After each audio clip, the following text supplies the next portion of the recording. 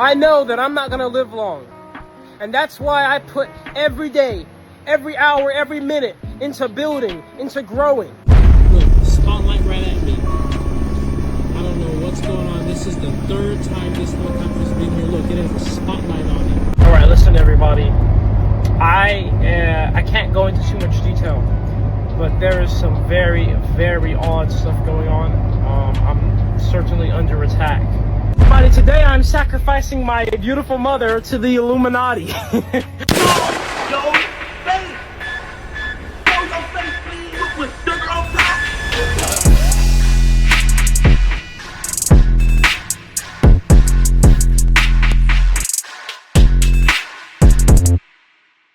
Things done got stranger, and I want y'all opinion on this one right here.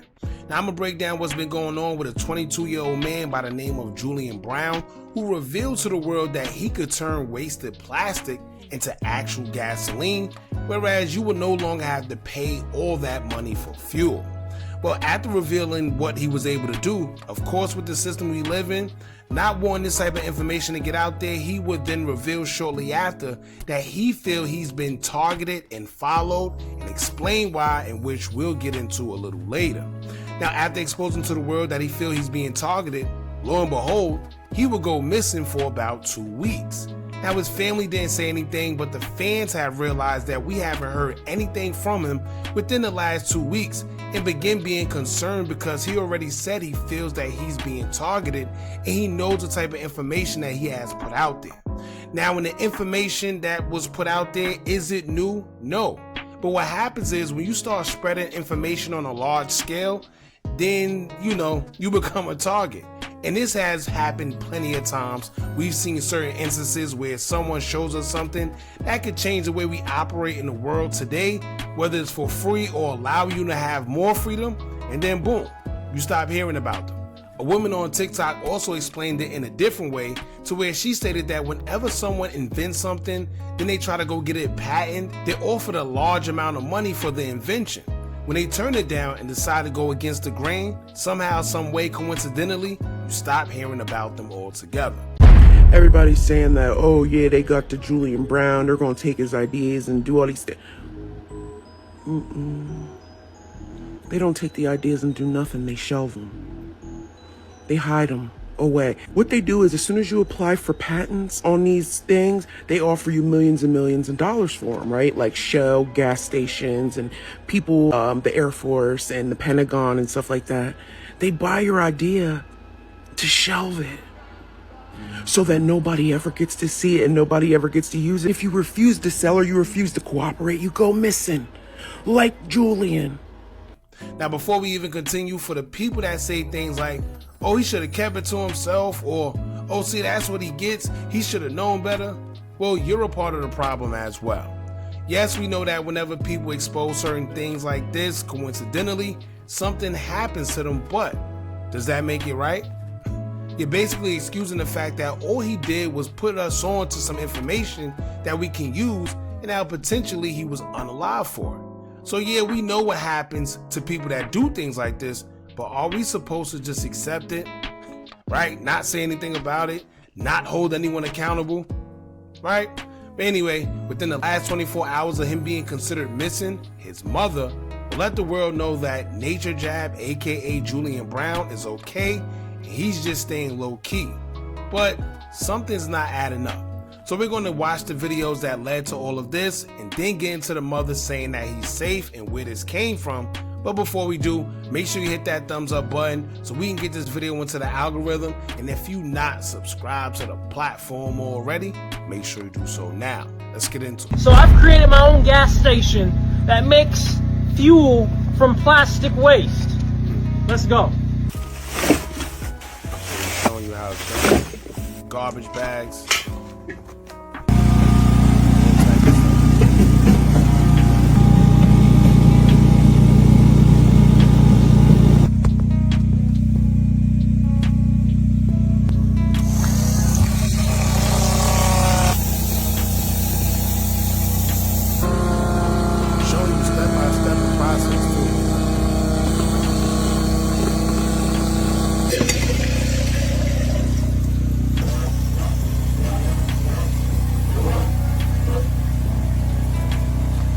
So this is plastic crude oil.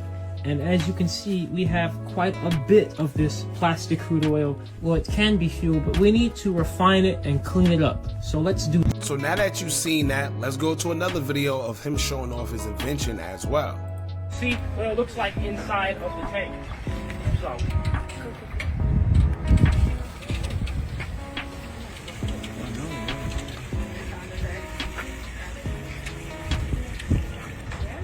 Yeah, make sure you guys get that pour. Get that pour action there. All right. And just for history's sake, I kind of want, a few of you guys to come up and see and confirm that there is stuff in the can. For history's sake, for the video's sake, nobody's gonna say we didn't do it. It's very yellow. If you want to know what it smells like too. Hey, and for the record, just off of the smell, can you guys, is it gasoline in there? Yeah. Yes. Oh, it's plastic. You guys are supposed to say no. You're supposed to say it's plastic. Does it smell different from gasoline? Yeah. Yeah, it's different. So this is not gasoline that we just put in here. This is plastic. About the whole gasoline. This will be able to come and So basically what he was trying to say is, it's not gasoline in the sense of which we know what gasoline to be. It's wasted plastic that he converted into fuel, right? Now, of course, with him having this type of following and everybody seeing what he's doing and him putting this information out there, I guess shortly after releasing all this, he says he feel like he's been targeted and he feel like he will be unalived soon. What a coincidence. Y'all check this out. To make history right. I know. All right, listen, everybody. I can't go into too much detail, but there is some very, very odd stuff going on. I'm certainly under attack right now in many different ways, and I just want everybody to know to just kind of have your eyes open. And I have my eyes open, but there's a lot going on. So I'm still. Listen, literally, this man is telling us to keep our eyes open for what's going on with him, right? So if he goes missing for 2 weeks and he don't say nothing for 2 weeks, what do you expect people to feel when he himself is letting us know that something isn't right? Still working. I'm still building. Nothing's gonna stop that. But I'm just telling you guys right now, be on the lookout because I'm under attack. All right, let's. Now another thing, right? In order for him to say something like this, something had to happen. Now I feel it's probably more than what he was able to let us know, or maybe he feel like he didn't want to let us know too much. But for him to say he feels like something is happening, or he feel like he's under attack, nobody just says that for no reason. Obviously, there's a reason why he said that. Check this other video out. Know that I'm not gonna live long.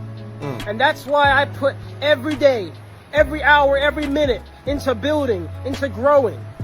Why am I out here working on this plastic into fuel reactor I've been working on for 5 years, since I was 17? Why am I out here in 100-degree weather? Why am I out here despite being falsely accused and reported to the EPA and the IRS? Why am I out here despite weird black helicopters that turn off their radar transponder circling me 6 times at night? Why? Now you know what's crazy, right? Before doing, what he's doing now and releasing the information that he's releasing, he wasn't going through these problems. There wasn't no IRS problems. There wasn't no black helicopters circling his home.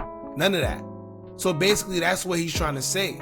Whether something is really up or not, for somebody to come out and say they feel like they're under attack and they're starting to see unusual things, something had to happen for him to say that. He's not just going to come out of nowhere and say it. Why am I out here sleeping in my van, crazy humidity, mosquitoes, gnats flying in, and yet I still do it? Why am I out here despite having to drive 4 hours every time I want to work on this machine? Because when I was doing it in my parents' backyard, I blew myself up and I had to go to the hospital for 2nd-degree burn surgery. I do this because this is my mission that I've assigned myself to. I do this because I do not fear death.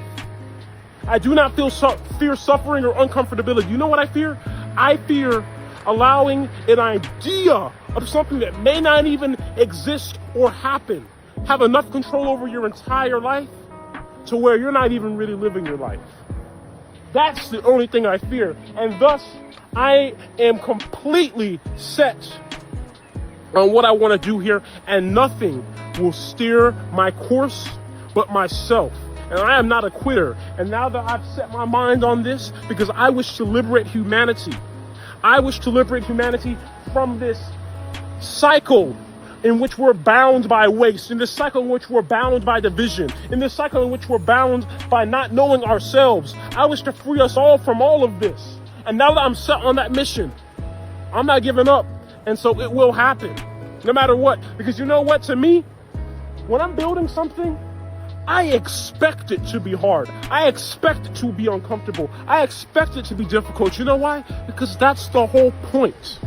You have to suffer to grow. You have to feel uncomfortable to attribute value to what you do. So you may see this and you see a piece of metal with certain pieces of metal welded onto it, but I see it for what it really is. I see it because when I see this, I can go back in time to not just putting it together, but the motivation as to why I put it together, the hope, the purpose, the passion, all right here embodied. My soul is within this, just as yours is within anything you do and put your mind to as well.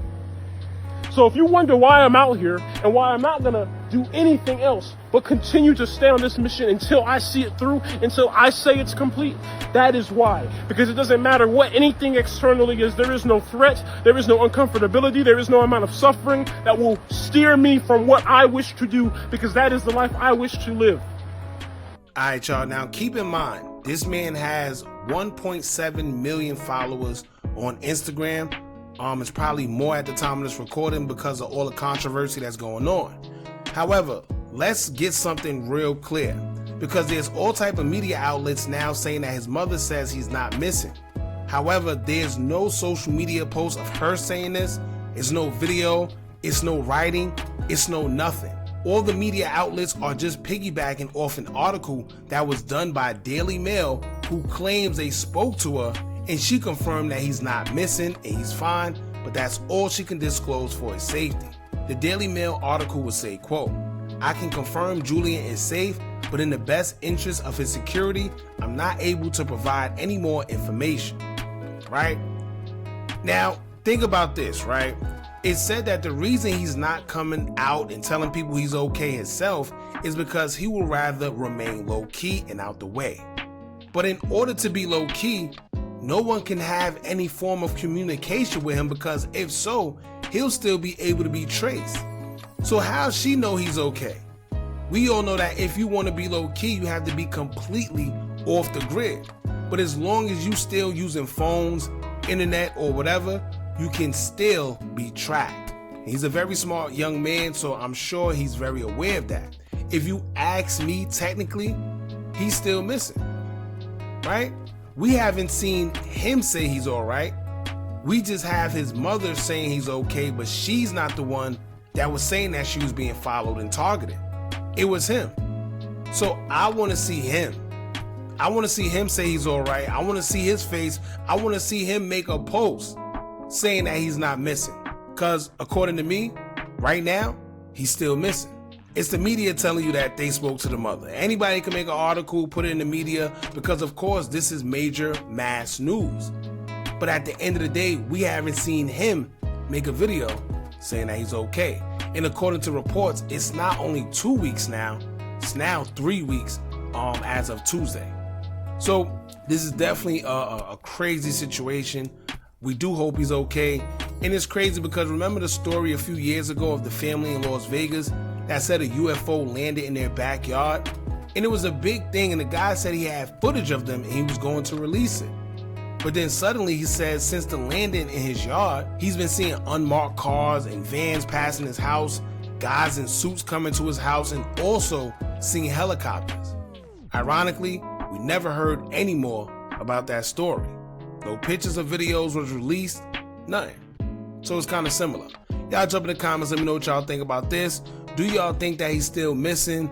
Do you think his mother really spoke to him, or whatever the case may be, man? Y'all let us know in the comments. Don't forget to like, comment, share, and subscribe. Hit that bell so you're notified every time we drop new content. And remember, as long as you keep on watching, I'ma keep on dropping.